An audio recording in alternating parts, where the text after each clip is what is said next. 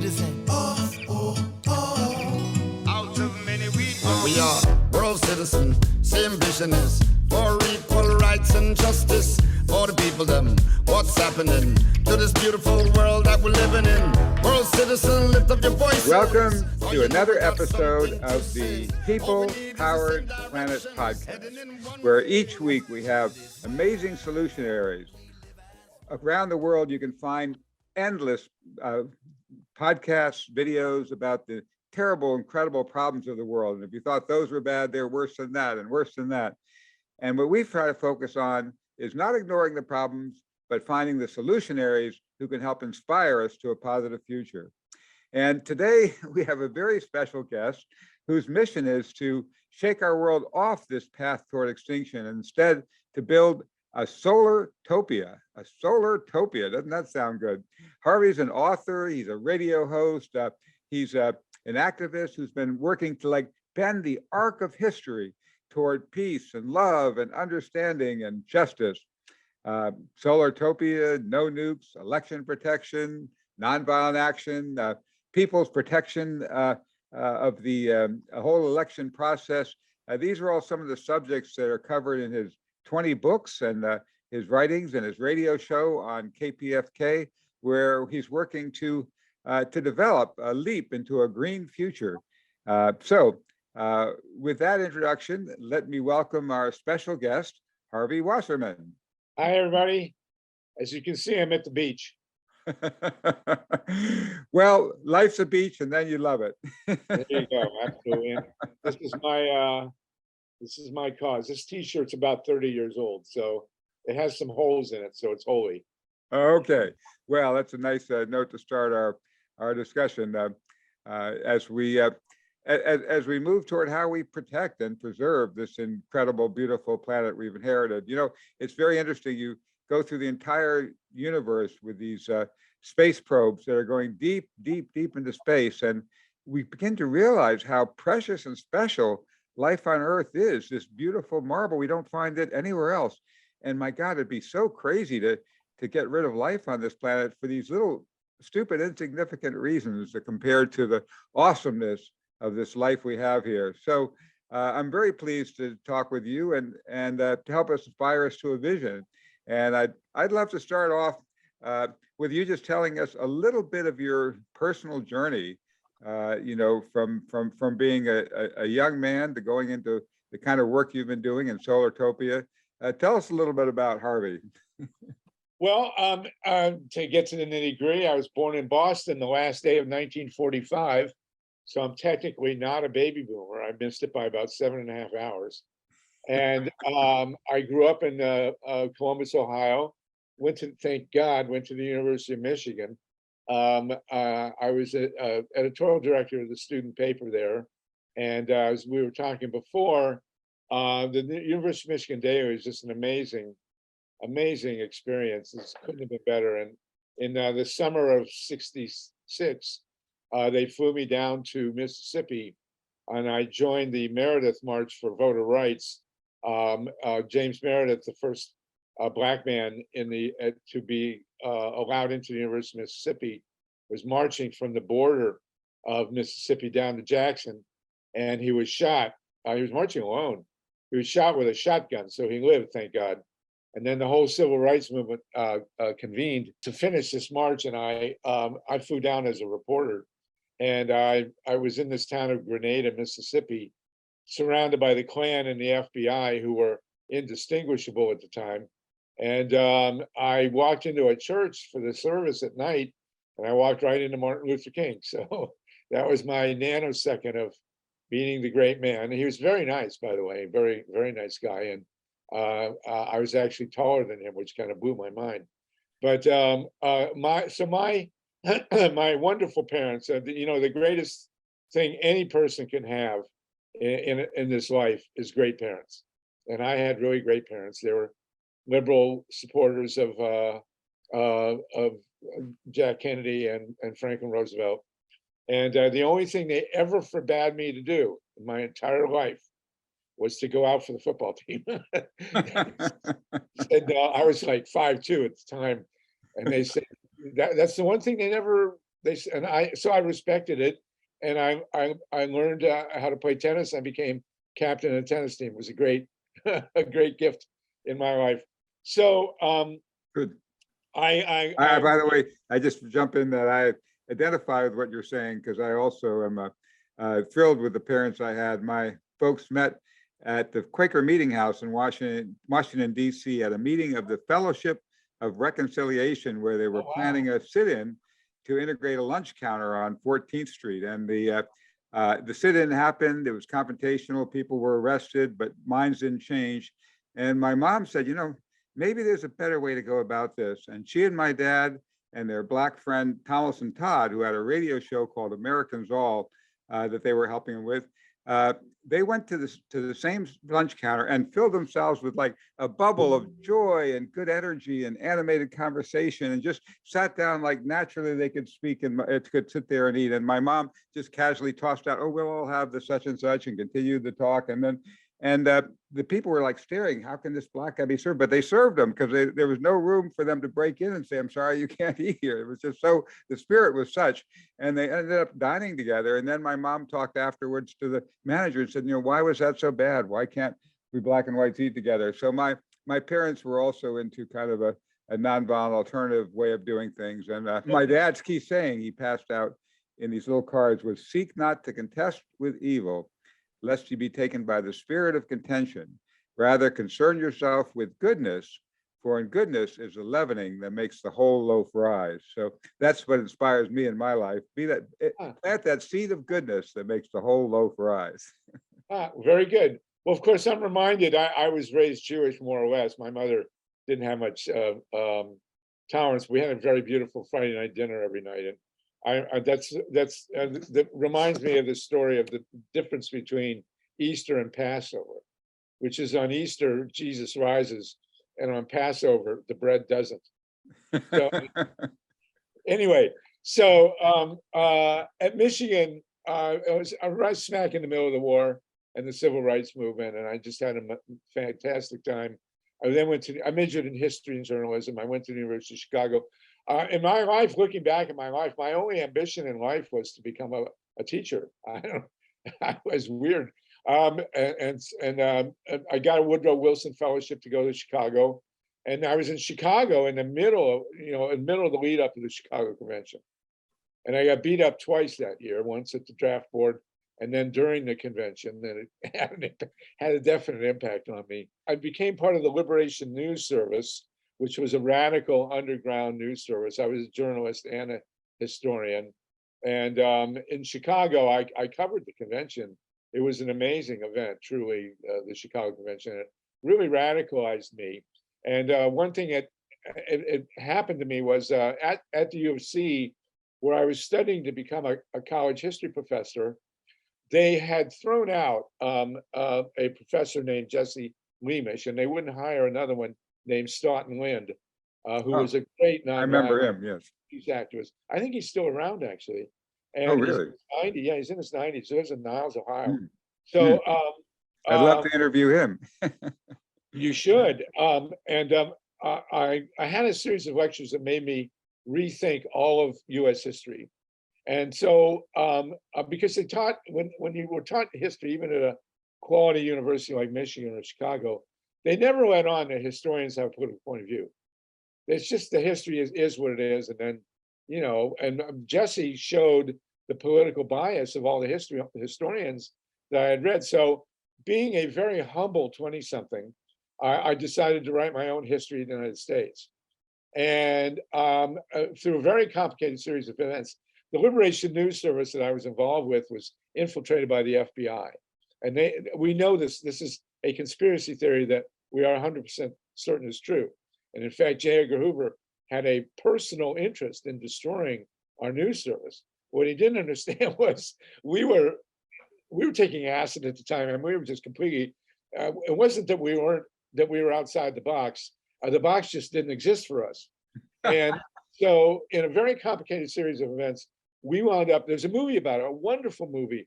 It's called Liberation News Service, and you should all see it. Under the Ground. It was funded by PBS, I believe, in Rhode Island. It's about an 80-minute documentary. It's really interesting. I found myself on a communal farm, gorgeous, gorgeous place in Western Massachusetts. And so I set up in the garage and I got all these books. My uncle in Boston he was a socialist and he owned a bookstore called the Brattle Bookshop. It's a used bookstore. And I used to go in there and I get armloads of books. He would sit at the front desk there.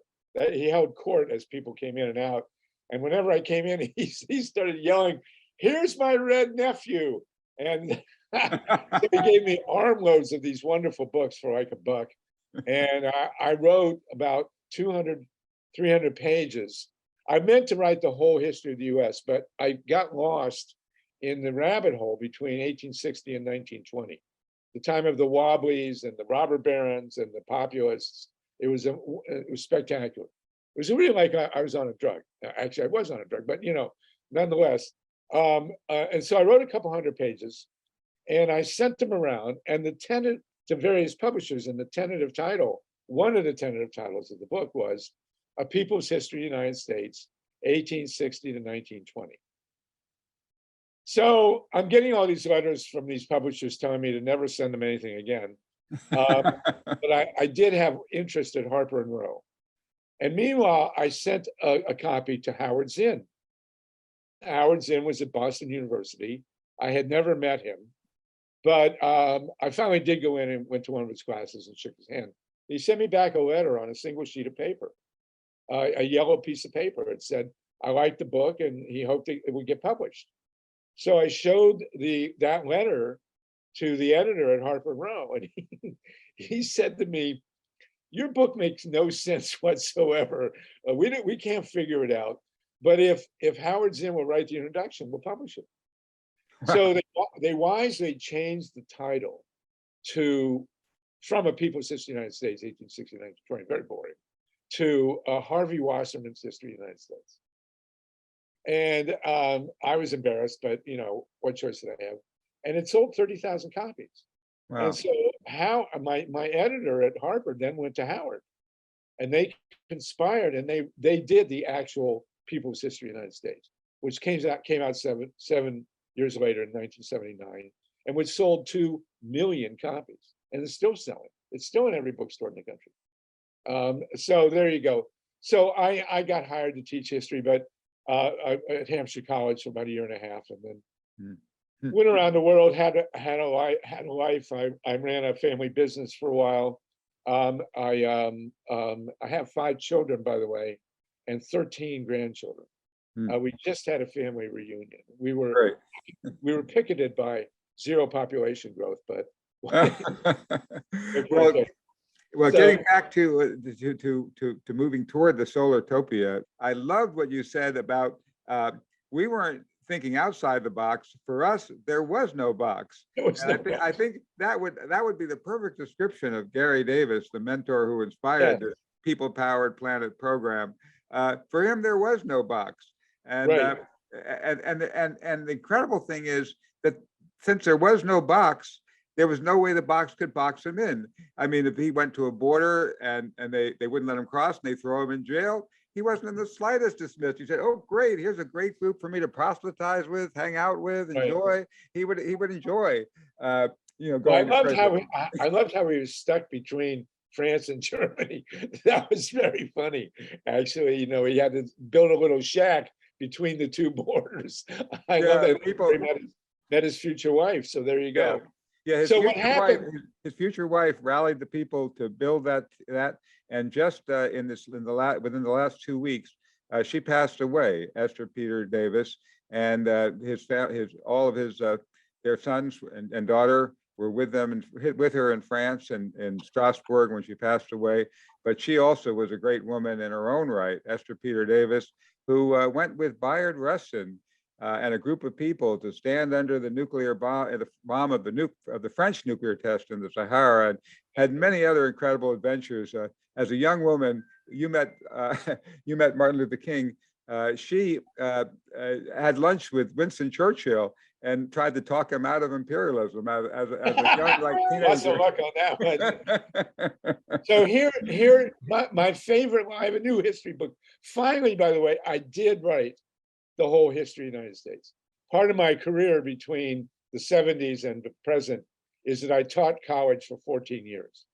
And I taught US history for about 50 or 60 times. And you don't really learn history until you stand in front of 20 somethings and gotta keep them interested at 25 classes, 55 minutes, or most of my classes were 80. So, that's how I really learned history. And so in 2017, I retired from being a history professor, and I moved to LA, and I sat in the house for 3 years, right in the middle of the COVID. It was perfectly timed. I mean, I went for days and days and days without seeing anybody, which is exactly what I wanted. And I wrote for 3 years, I wrote The People's Spiral of US History. And it was so satisfying. I'm actually going to add a chapter after the 22 election, and that'll wrap it up. But it goes from the Indians, and the presumption is that the indigenous are the root of American democracy. Most importantly, the Haudenosaunee, the Iroquois Confederacy, which was and remains the most advanced democracy in world history. And that's what inspired whatever democracy we got in America, most importantly through Benjamin Franklin, who's my favorite white guy in American history. And he really understood the indigenous. And when he convened the Albany Convention to try and unify the colonies in 1754, he actually had the meeting presided over by a Mohawk chieftain. So that was one of the great satisfying things. And the book is done, except I am going to add a chapter. So my favorite law in history is the law of unintended consequences. So here, J. Edgar Hoover broke up our news service, the Liberation News Service, in 1968. We know he did it. And, whatever, because we had no box, I won't tell you the detail, but we wound up on a communal farm in Western Mass. And the first thing we did, we never had meetings, but the first thing we did was decided not to use chemicals. And we inherited a barn, it had been a dairy farm, a barn full of tons and tons of cow manure. And we have a perfect 1 acre patch, and we just, manured the garden, and we had an organic garden. And we were actually written up in J.I. Rodell's Organic Gardening and Farming magazine. So we were, because of J. Edgar, we helped rebirth organic farming for the baby boomers. And then the most amazing thing happened. In 1973, in December of 1973, and I'll never forget this, I opened up the newspaper, the local paper, the Greenfield Recorder. And on the front page is an aerial photograph of a place called the Montague Plains, which was about 4 miles from our house. It was a flat area. It was a geological anomaly. It was actually like a sandy beach, except in the middle of Western Mass, on the border of the Connecticut River. And superimposed on this piece of land was an artist's rendition of a double atomic power reactor, two reactors. And we looked at this thing. We didn't have a meeting. We never sat down and said, well, nuclear power, this, blah, blah, blah. We just said, can I use a 4-letter word? Go ahead. We just said, fuck these guys. We're not going to let them build this. It was completely instinctual.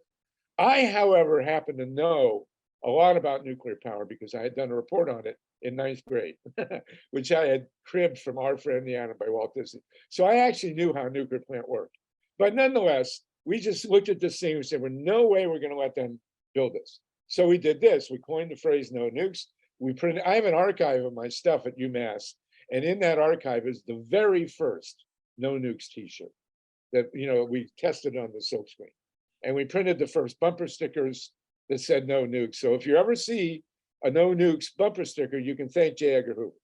So, so we organized, and they said, Western Mass is a pretty liberal area. You got the 5 colleges down in Amherst, Northampton, Mount Holyoke, all that.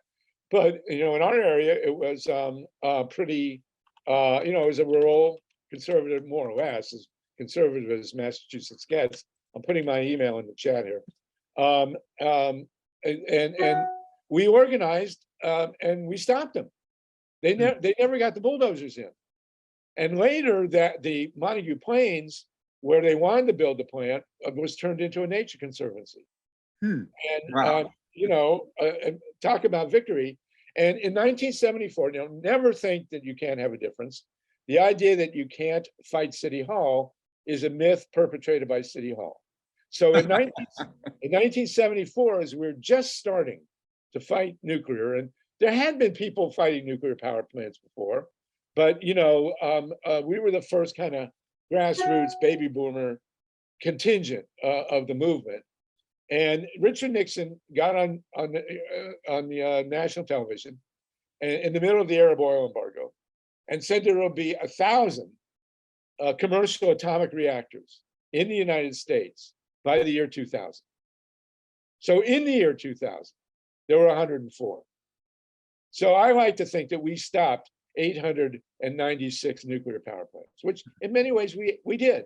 They got up to about 115 at some point. I think we've had a total of 130. But at the time he said this, there were 230 in the US either operating, under construction, or on order.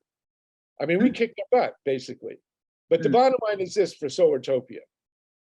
In the middle of this, there was in 1975, there was a conference at UMass in Amherst, whose name should change, by the way. It's a shanda, a terrible thing that there's any place on earth named after Lord Jeffrey Amherst, because he was the inventor of germ warfare. He's the one who gave smallpox blankets to the Shawnee, and he knew exactly what he was doing. I've tried for 50 years now to get that name off the town of Amherst. So far, no luck, but let's hope to do it. So, oh yeah, Charlotte, you helped stop Zimmer. Good for you. So we went to this conference. It was called the Toward Tomorrow Fair. And there were two very important people there. Amory Lovins, who has really been the godfather of the vision, technical vision, and he's still around, technical vision of a green powered Earth. Amy is like a techno genius. He used to walk around. He's one of those guys who used to walk around with a slide rule. And, but he just understands all the technology. And he made it very clear that he wrote a piece in Foreign Affairs called The Road Not Taken. And he said, yes, we can do the technology and we can power the Earth green. And then the second guy was William Hieronymus. Now, William Hieronymus. I've loved visiting Amory Lovins. He's a great inspiration. But carry on. He's a very cool guy. He's the only guy in Colorado who has a house that has no heat because it's solar, and he grows bananas in his living room in Snowmass, Colorado. Yeah, I've been to his house. Amazing. The other person there was William Hieronymus, who's professor of engineering. And he had a vision, he had little drawings of 5 megawatt windmills in the ocean, which is insane at the time. The biggest windmills were at that time were like 200 kilowatts. 5 megawatts was what, 500 times or whatever. So everybody kind of looked at him like he was Gyro Girlas.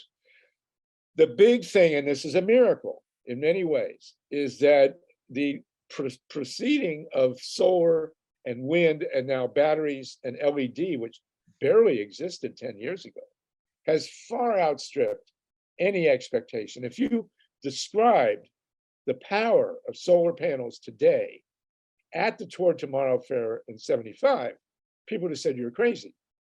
And not only do we have 5 megawatt windmills now, we have 15 megawatt windmills that are made by General Electric. They're about to go in on both coasts of the United States. It could provide virtually all our energy, as well as the big windmills in the middle of the country, from Minnesota down to Texas. GE a good example of a place where they were big manufacturers in the war area.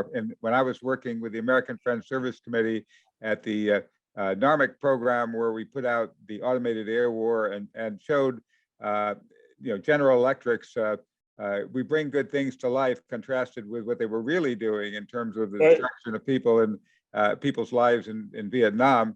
The protest movement got them out of military spending because their consumer products were more important.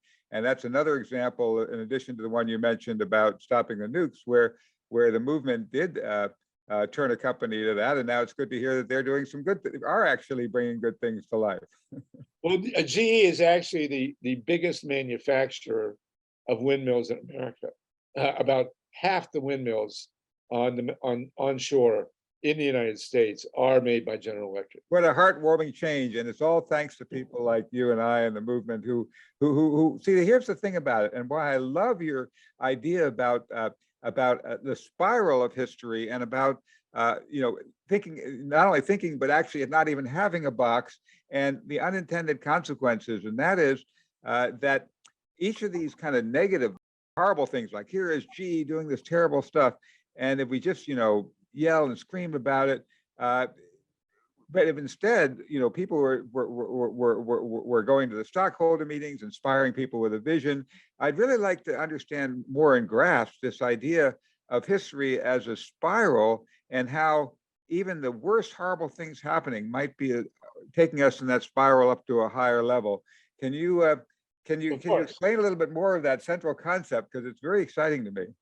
Well, the basic theory behind my people's spiral of U.S. history is that American history is basically a dialectic. That the U.S. Constitution, the formation of the United States of America by white Europeans, was, and especially the presence of the Puritans, who were absolutely awful.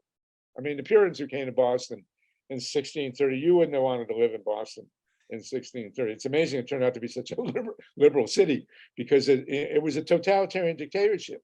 And these male-dominated, hate nature, totally racist Europeans came with this crazy religion, Calvinism, and they were the direct opposite of the indigenous, especially of the Iroquois. And so when I was relearning my history, I came across a theory of cycles of U.S. history, a very specific theory by a great historian named William Appleman Williams, who was a socialist, and he was at Wisconsin. Although I can't resist throwing this in. When he got out of the Navy, he got hired at the Ohio State University. He was teaching at Ohio State in Columbus, where I grew up, and he was fired by the football coach because the football coach wanted him to change the grade for a star player, and William Williams wouldn't do it. So that's how he wound up in Wisconsin. So he had a theory in a book called The Contours of American History, which was part of my relearning of U.S. history. And he had a theory of cycles that I really thought worked. And so the spiral of U.S. history is basically posited on a back and forth between a rise of energy and a progressive energy, and an enlightenment or an awakening, always culminating, unfortunately, in a conflict, a war where the two sides battle it out, then there's a reaction, and then there's a period of materialism and decay. And this happened 6 times in U.S. history. But it's the interplay between the Puritan and the indigenous. But the 6 cycles have been getting shorter, and in a regular fashion. And my theory basically says that those cycles essentially ended in the 90s, when the internet came in and the baby boom came in, and Bill Clinton. And I have to say that of all the periods that I wrote about, and I love writing history, I love studying history, I hated writing about the Clintons. It was horrible. He was way worse than we think he was. I mean, it was just a terrible president, and not a good guy. I mean, he should have resigned. Whole other story, but he did terrible things as president, and followed by George W. Bush, for God's sakes, was completely unnecessary. Obama was slightly better, and then you get to Trump, and what's to say. So, but the bottom line now is, with America, is that we have basically an Armageddon going on between the MAGA crazies, who are the Puritans, basically, male-dominated, hateful, sexually completely uptight, misogynist, hate nature, racist, you name it, on the one hand. And this is the Steve Bannon, Donald Trump crew. And then on the other hand, the reality and the basic difference, there are some similarities between the United States today and Nazi Germany in the early 30s. But the difference is that this country, unlike Germany, is extremely diverse and basically progressive. And half the electorate in the United States, now more than half of the electorate in the United States, is A, female, and B, born after 1980, meaning millennial and Zoomers.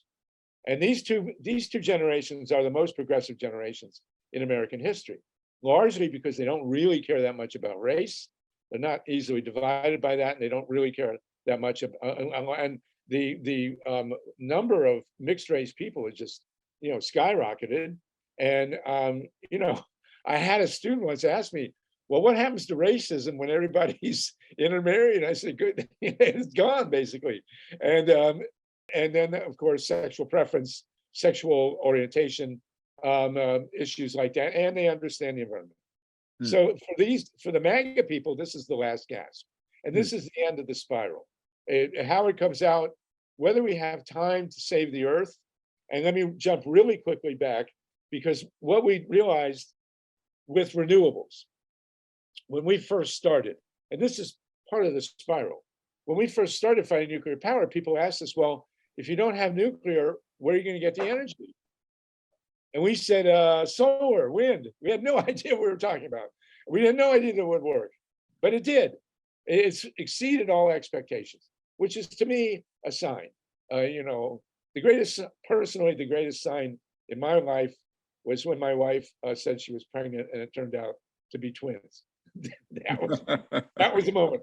So, the moment is that nature has essentially anointed renewable energy, and that we have, by far, without a doubt, we have the capacity to power all of modern civilization with renewable energy. That's Solartopia, and it can be done. It's there, it's available, and nuclear has been a total bust, worse than we projected. And so, that's the end of the spiral. That's a very big part of it, by the way. I mean, the internet is huge. We can't underestimate the impact of the internet. It's just changed our world, and negative or positive depends on garbage in, garbage out. But the internet itself is hugely significant. But the number one, the most important power shift in the world, in human civilization, is happening right now, and it's the transition from male domination to matriarchy. All the indigenous tribes in North America. This wasn't true in Central and South, but in North America, virtually all the tribes were in matriarchies. And we are now seeing, starting most importantly, I think, with Angela Merkel, we don't talk about Maggie Thatcher. This is the transition we're seeing from men to women. And of course, not all women are progressive, but this is where we're at. So, we had a wonderful guest recently in Rian Eisler,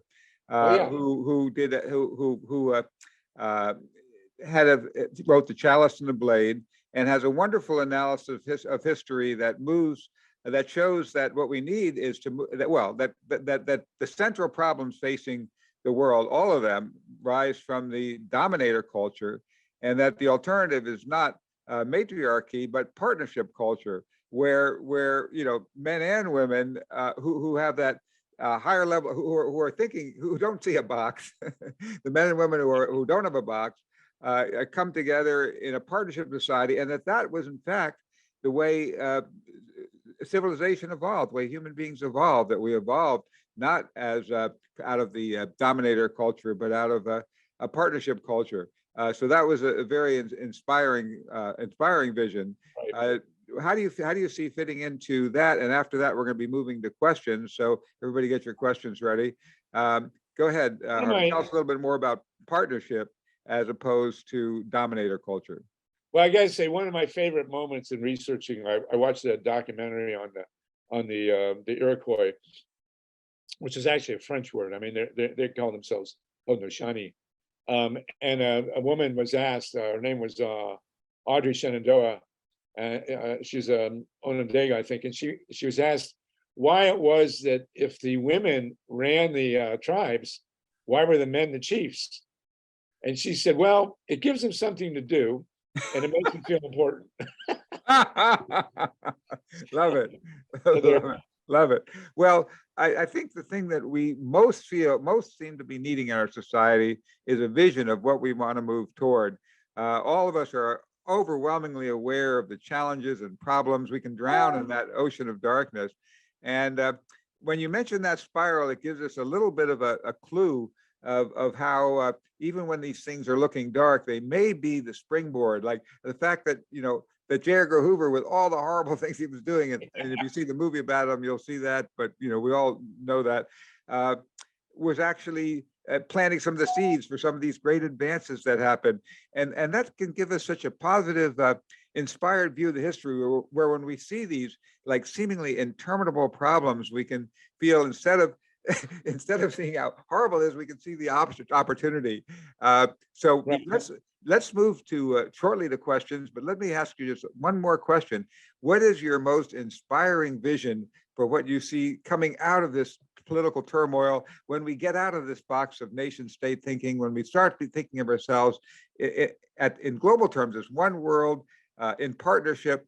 What do you see as the possibilities of that making a major shift and actually bringing about the Solartopia we want? Well, I think, it's a tough haul. We got 7 billion people. I think that population growth is about to level off. The only thing that works in terms of controlling population is when women are empowered. When women have the right to choose and when they have education and income, amazingly enough, even in Catholic countries, population levels off. So I see we're going to see population level off. If we can get solar and wind in place, we will dethrone what I call King Kong, coal, oil, nukes, and gas.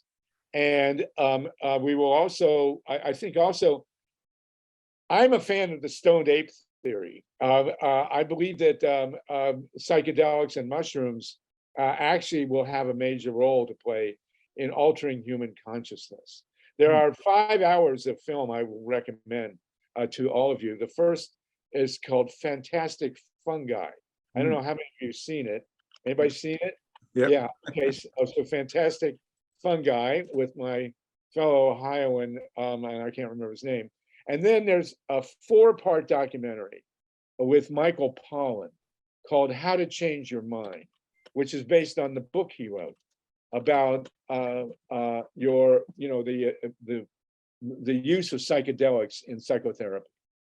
And I think that is emblematic of a brink of change of consciousness that is very significant. So I strongly urge that. And I will finish here with my very favorite unintended consequence in history is that when the CIA, I couldn't make this up, when the CIA found out about LSD, which was discovered in 1945 or thereabouts by a guy at Sandoz, they thought that they would try and test it out and see if they could use it for mind alteration or in war. They were thinking of spraying enemy troops with LSD, what would happen. So they held some tests at Stanford. A lot of the stuff was done at Stanford. And they put up little cards around campus, say, come in and for $25, you'll do this. And they didn't really tell people what they're in for, but they gave LSD to a young writer named Ken Kesey. And Ken Kesey came out of it saying, wow, this shit's really great. And then they gave it to Bob Hunter. Ken Kesey wrote One Flew Over the Cuckoo's Nest, and he did further. He had the electric Kool-Aid acid test, these guys going around the country, and men and women in their school bus, spreading LSD everywhere. And then in comes Robert Hunter, who was Jerry Garcia's best friend and who wound up writing all the lyrics for the Grateful Dead. So we have the CIA to thank for the spread of LSD in the 1960s. I love that one. So I think I would never underestimate, I haven't taken it a number of times, I would never underestimate the potential power of LSD to change our consciousness. So between renewable energy and the peace movement and the rise of feminism and the millennials and the Zoomers and the influx of psychedelics, I think we just might make it. Let's put it that way. Woohoo! We might make it. All right. With that, let's open up the floor to some questions and comments. So take it away, Melanie. Thank you, Arthur, and thank you so much, Harvey. This has been such a great talk, and I'm going to go to questions in a second. I have a quick comment because, as Arthur mentioned, we did have Dr. Rion Eisler, the system scientist, on our podcast. She's amazing. She wrote The Chalice and the Blade. And so I do have a question for you, because you talked about matriarchy and patriarchy and going towards a matriarchy. And she talks about how those are both part of the domination system, and we want to get away from that. We want a partnership society where all human beings are valued and respected and equal.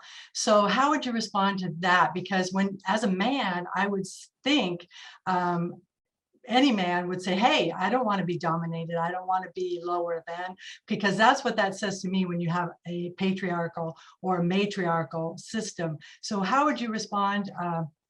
Maybe the matriarchy isn't the same, because you said the women are giving the men something to do. Well, meaning everyone's respected and everyone has value. So maybe we could just call it a partnership society that we're looking towards, rather than women are the domination instead of the men being the domination group. Well, yes, but as a fan of the dialectic, I mean, we're way over to the right here with the men, and there needs to be a counteraction.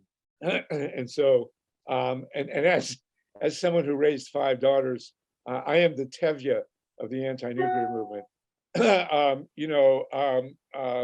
It's fine. Partnership society is fine, but I would advocate in the short term a matriarchy, just to get us back on center. Well, I would say then maybe the men will be like, we're going to fight you, and it's us against them again, instead of we're all part of the human race. We're all world citizens. We all have to take care of the planet. And that way, if we say partnership about, let's give it to the women, then the men are like, let's fight harder to be on top. And so then it would, if we can ease into it and say, no, everybody's good. It's all going to be, everyone's going to have a great time. Even the people who are doing a disservice to our beautiful planet will want to jump on board and say, hey, I want to be a part of the partnership society. They'll be in, like you were talking about, growing, and you need to have the right fertilizer. So if everyone's in the right environment to be their best selves, things would work better, I think, rather than swinging back and forth. But that's just my thought. Any comment? Yeah, it's fine. It's cool. I'm 76 now, so I'm ready to kick back and let the women take over.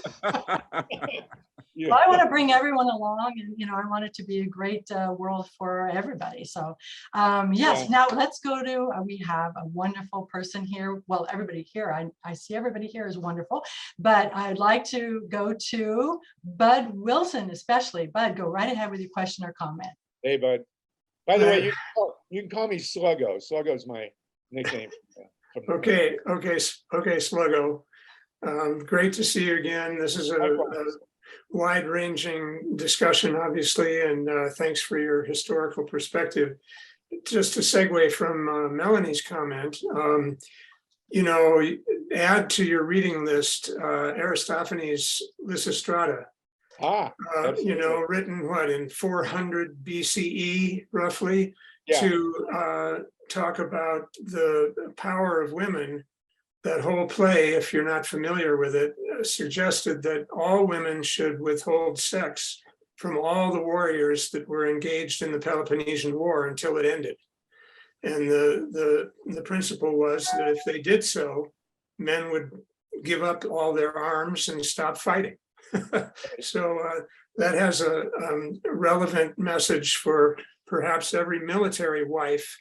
Ought to, or every wife of every man in the Pentagon should withhold sex for the next multiple years, however long it takes for men to wake up.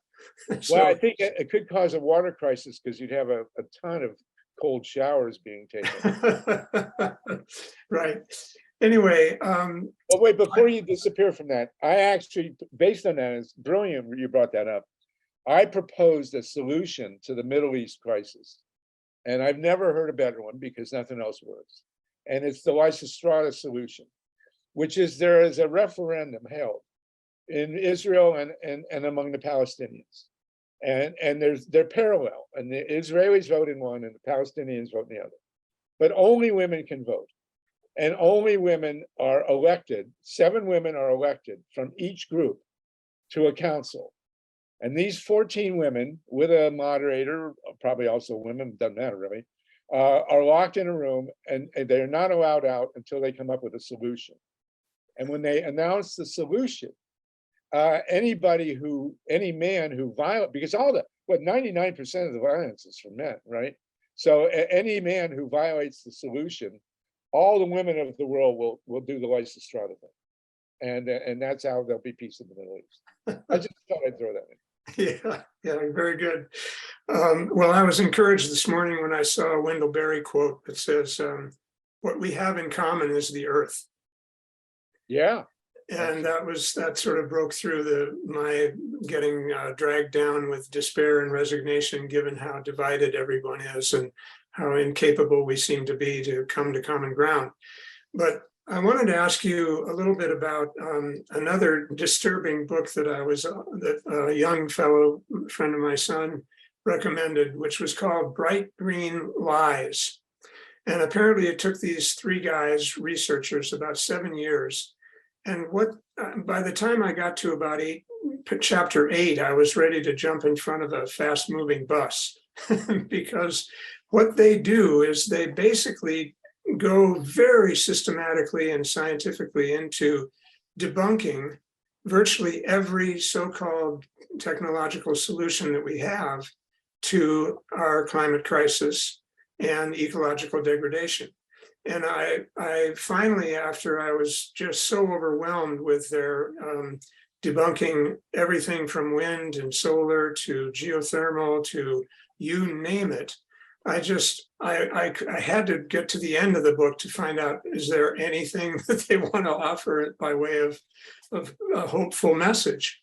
And they contend, they kept talking about, and this is aligned with your idea of perhaps allowing psychedelics to liberate individuals from fear of death and everything else that drives such dysfunctional behavior.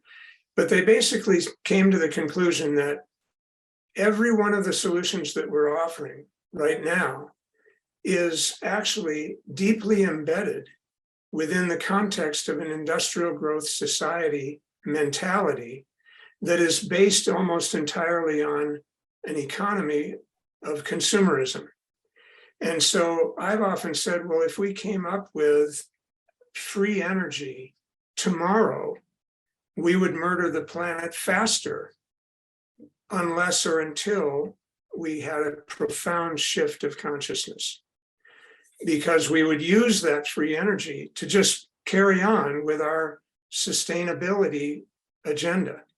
We're sustaining a totally dysfunctional system where even the fellow who used to host a lot of the NOVA programs, David Suzuki, said, look, everything about our modern economic system is basically insane.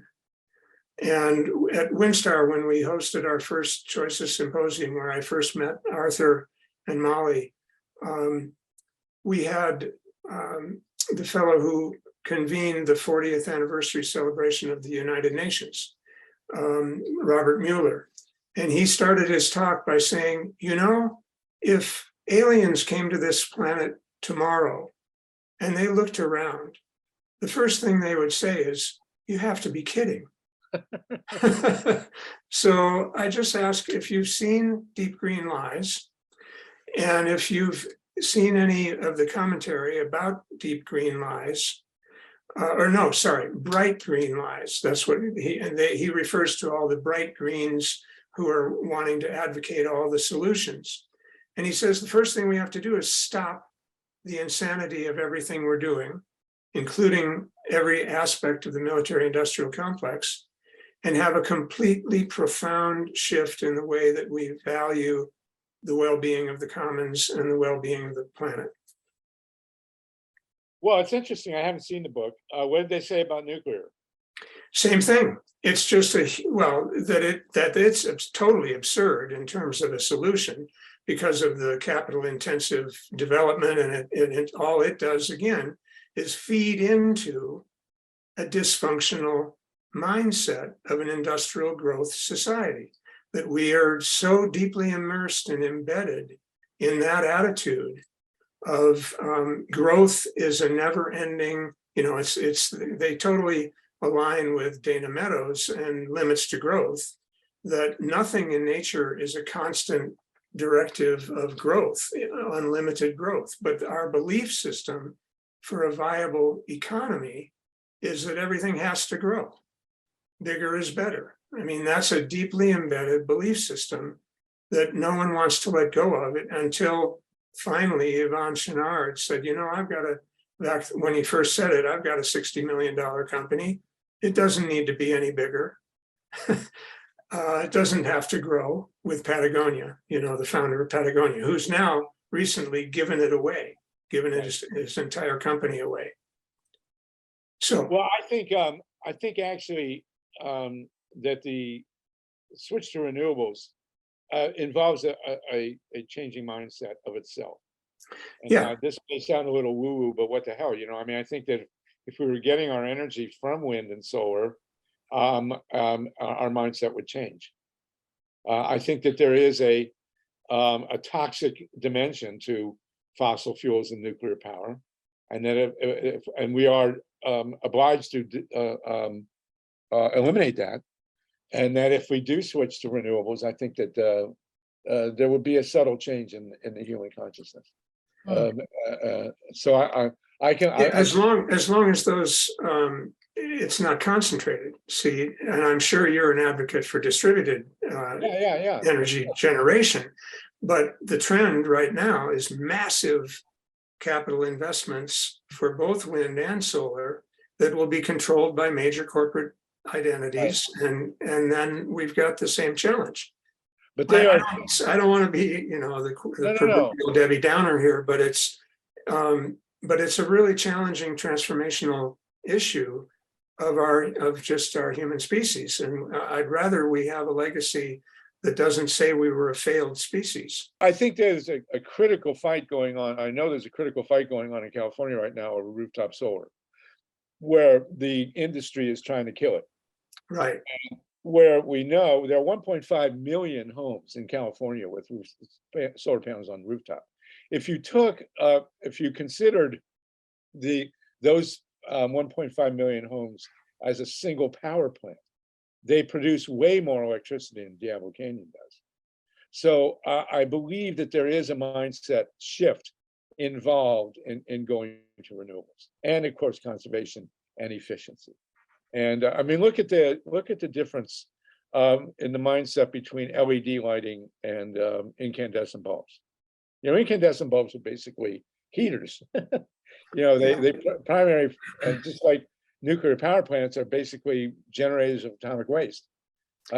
So I believe there is a way to do renewables that would involve a critical mindset. At least I hope so. And that's all we got at this point. What else do we have? Yes, we can fight consumerism, but then people charge you with condemning the poor to continue to be poor, and that we don't want either. So that's a delicate balance. But I will take the spiritual position that renewables, a society based on renewables, will be substantially of a different mindset than a society based on fossil nuclear. Well, of course, it'll at least immediately diminish the amount of poisons that we're spewing into the atmosphere. Although Deep Green Bright Green Lies even addresses the industrialization of that movement, and how, for example, the move in the transportation sector to electric vehicles. They very skillfully researched the amount of extractive industry mining of precious metals would have a 50-fold increase in the short term, just to address electric vehicle transformation on this continent. And that alone, it's just, I'm all for the transformation in the energy sector towards everything that you advocate. I'm totally cheering you on and have been ever since the first time we met at the Conference on World Affairs. And I'm still also concerned that this Bright Green Lies book just blew apart about every hopeful possibility until or unless we drop the mentality of an industrial growth society. Yeah, we also have to have technical breakthroughs with solar. We got to get away from lithium and cobalt. Right. And it's possible that could happen. That would make a big difference. Wow, wow, great back and forth. Thank you so much, Bud. Thank you. And we'll go to now our next question. Thank you, We are Bud. so happy to have Charlotte Baker here. Charlotte, go right ahead with your question or comment. Well, I don't know where to jump from. I mean, everything you've been talking about, Harvey or Sluggo and Bud and all of you touches on many aspects of my life. I took solar power, by the way, to East Africa for rural health clinics, hospitals, and schools where there was no electrical grid. And I was involved, as Arthur knows, in nuclear weapons issues and all of that. So everything that you guys have talked about, I don't really have a question. Bravo to all of you. Well, bravo to you too. How did it work? How did the solar do in Africa? Oh, it did great because it was, again, where there was no electrical grid in East Africa. That's, I'm getting Tanzania, Uganda, and the French country. What's the matter with me? Rwanda. And it really provided enough in the hospitals and clinics to prevent their use of kerosene lanterns. For instance, a solar light above a birth table enabled the first breath of a newborn baby to be fresh air instead of kerosene. Wow. It also enabled a lot of medical equipment to be sterilized and all that kind of thing. Enough about that. No, it's great. Beautiful. Yeah, it was There's a lovely rewarding. movie. I can't remember the name of it. It's about a boy in an African village, and they're having water challenges, and he builds a windmill. Does anybody know what movie I'm talking about? Yeah, I've What's seen it that. called? I can't remember what it's called. Something builds a windmill, but it was just a really cool movie. But bringing, let's hope they never get a grid. The grids are, a bad thing in many ways. Many ways. Yeah, we want microgrids in the cities, by the way. Every neighborhood should have its own grid. Every home should have a solar panel, hopefully post lithium and post cobalt. And then the grid should be involved with the homes block by block. And that would be a big mindset change. Yeah. But we also provided enough solar power for pure water to 2 hospitals, 30,000 gallon tanks out of contaminated water. So fantastic. Thank you so much, Charo or Charlotte, we'd call it. whichever, Charo. Yes, thank you. Well, actually, we're out of time for our questions. We're so happy to have you here with us, Harvey. I hope you come back. Thank you, thank you, thank you. And now I'm going to send it back to Arthur for the close. Arthur, go right ahead. So fantastic to have you on this. I do also appreciate the work that Charo was doing with Solar Light for Africa. I don't know if there's a link for that, for the work you're doing. If so, put that in the chat as well. Charlotte was also instrumental in helping to put together a nuclear war conference that we had back in when I was working with the Center for Defense Information in Washington, D.C., where we did the War Without Winners film with Paul Newman and so on. And she had some of the top luminary women as part of that key conference on preventing extinction. Well, we are so thrilled to have you on the show.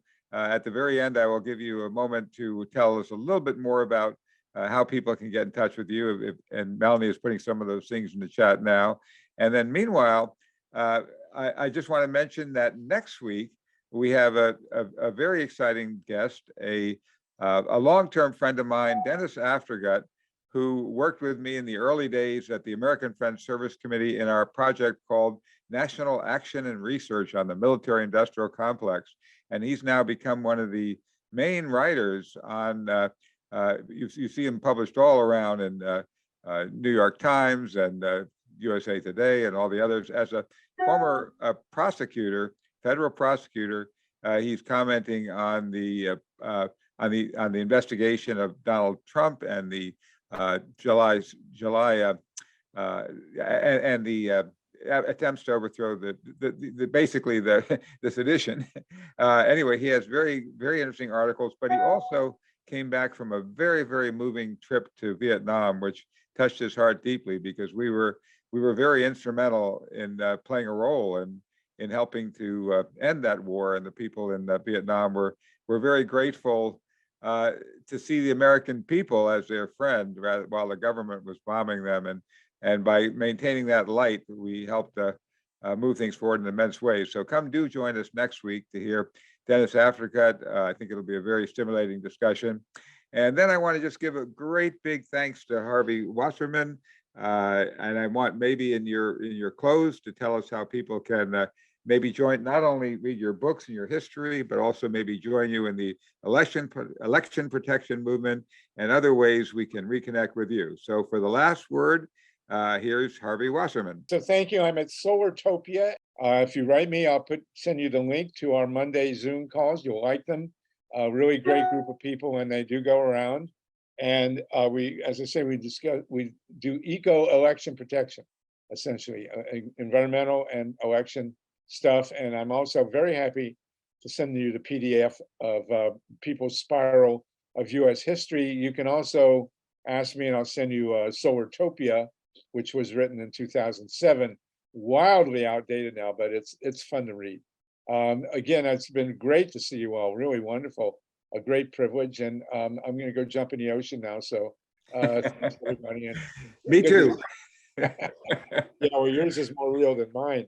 But thank you again, everybody.